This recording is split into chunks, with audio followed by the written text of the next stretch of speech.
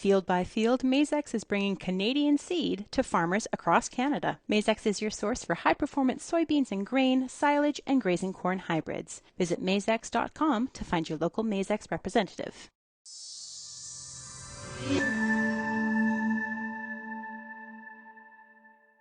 Welcome to RealAgriculture.com and Real Ag Radio. I am Lindsay Smith, and joining me now on Harvest Pause, because it actually rained in Saskatchewan, is Ian Boxall. He's the president of APAS, the Agricultural Producers Association of Saskatchewan. Ian, how are you?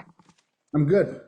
It's good. Now, I do wish we were meeting under much happier circumstances, but we are not. We did hear just, I guess it was the 28th of August, that we have a fourth grain company, grain handling food ingredient company, that has had its license revoked by the CGC, by the Canadian Grain Commission, and that farmers who are owed money are being told to put in claims. As first, the president of APAS, how troubling is this for you to hear? I think it's very troubling. And I think when it comes to APAS, we've had resolutions over the last number of years that the bond system that currently is in place for producer protection in this maybe needs to be updated and maybe needs to be looked at and modernized, as we've seen several companies over the last number of years had their licenses revoked for non-payment to producers. So it is a huge concern for producers. And I think as the CGC reevaluates its focus on producers, right, on it being producer-focused organization, this is one area where we really need to do they need to do their due diligence to ensure that they have it correct. So in looking at, and Saskatchewan in particular has been quite hard hit by these four companies. Certainly some of them have had branches in Alberta or other provinces, but Global Food Ingredients, LSM Grain, Zegers, and now Purely Canada Foods have all had their licenses revoked. And on so far, at least on the Zegers side, we did receive word from the CGC that 1.2 million had been paid out to farmers. There was enough money there to cover that. So, but from that perspective, so walk us through, for those who aren't super familiar with how this works, the CGC does require that bond to be put up by these companies so that they can say they're bonded, they have that license. Where does this fall apart for you as far as where the policy is not necessarily meeting the needs potentially? So I think currently under the system, the companies report, the grain buying company would report once a month on what their sales are, what is owed out to producers. Well, they could buy a lot of grain within 30 days. So two questions. Why is sharing of information on how much money they have owing to producers for deliveries, why isn't that more frequently than every 30 days? And why are they even allowed to buy above the bond? Okay, right. Have you asked those questions with any good answer, or those are the questions you want answered? Those are the questions we want answered.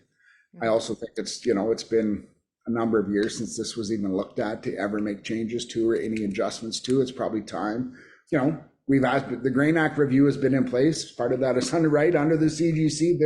This falls into exactly what we talked about in our grain summit this winter, early spring. This is what we've talked about for years at APAS, and this is something that it needs to be addressed. And I can speak firsthand because I am currently out just shy $159,000 in change myself by one of these four companies. So that was, I guess, from, there's the APAS perspective, but as you personally, as a farmer, I mean, I don't think anyone is going to say that that's an insignificant amount of money to be out. I mean, that is a lot of money to not be sure whether you're going to see it or not. So personally speaking, with that amount of money, have you put in a claim for that? Like, where does that sit? So I have, and I follow the time, like I got it in on the timeline, and farmers need to be aware that there is some strict timelines on this. And if you miss it, you are out. So make sure you get a hold of the CGC. And I just would encourage producers, even if you're unsure, just make the call, find out the process, ensure that you're on the list. Because I also have heard of producers that have missed that 90-day window because we're busy, right? Like, and especially this time of year, we're going into harvest. And this is a bad time for this to happen with Purely Canada. But if you are owed money, ensure that you get a hold of the CGC and look after it. So My claim is from March. So I have been out almost $160,000 since March. It's stressful. That's money that I need, that right? The margins in farming aren't good enough that I can just swallow $160,000. So it causes stress, and it causes cash flow issues. And I've had to borrow money to offset that, Right. to put the crop in and do everything I've had to do, right? Because you count on that money coming in. When I sell it, I expect to get paid, as would anybody with any product. So Mm-hmm. I think we're fortunate that we have a system in place that works, but is it good enough? I don't think it is. So we need it examined. We need some of these questions answered, and we need to modernize it. Mm-hmm, absolutely. So, and that, I guess, that is one of the points, is when your membership, asks questions about this process, about what's happening. Um, Thinking just recently, now we're coming off of this, dual rail strike that thankfully didn't last that long, but that is a disruption to potentially cash flow as well. What is the sense of sort of the ongoing sort of mental stress and financial stress of having to navigate some of these systems that can take months to resolve? I think lots of times when it comes to some of this stuff, farmers feel like they're running through that football thing where you're getting hit all the time by different issues. There's never anything in agriculture that's easy, and it always feels like we're getting hit with something, whether it be a potential rail strike or this or that. And one of my other concerns with this issue is, as we see these four, it seems to be the specialty market buyers that are having trouble, and I feel for them as well. Okay, I do.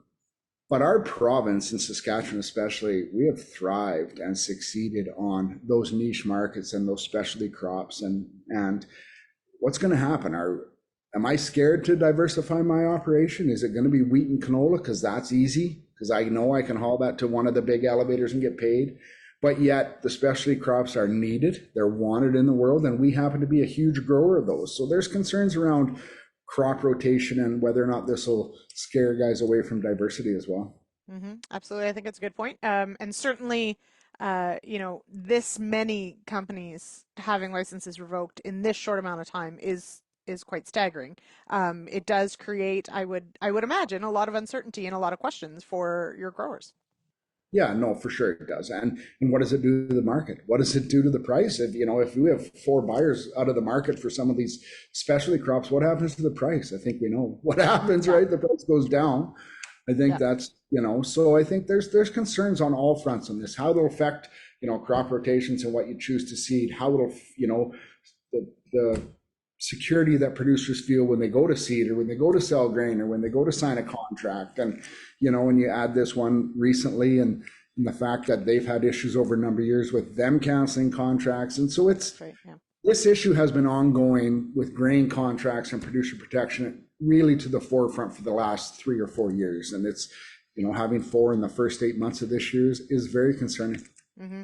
Now, you did mention the Grain Act, which is, I feel like it is one of those things that for any of us who are of a certain age, has always been under review.